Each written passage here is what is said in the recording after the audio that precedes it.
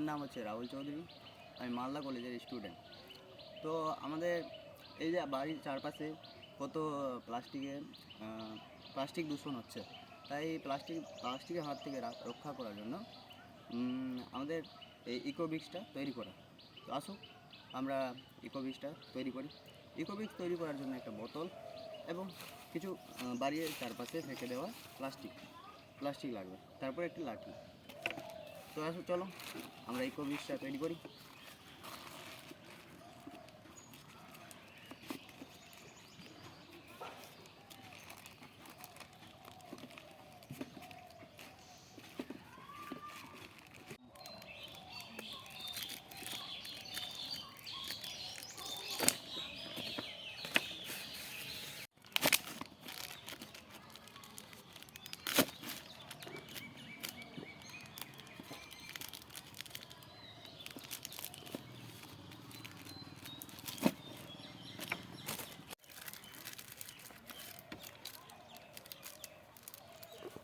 তো বন্ধুরা, এইভাবেই ইকোব্রিক্সটা তৈরি হবে এবং এইসব প্লাস্টিকগুলোকে নিচের দিকে কুচি কুচি করে নিচের দিকে ধাক্কা দিয়ে এই জিনিসটা শক্ত হয়ে যাবে।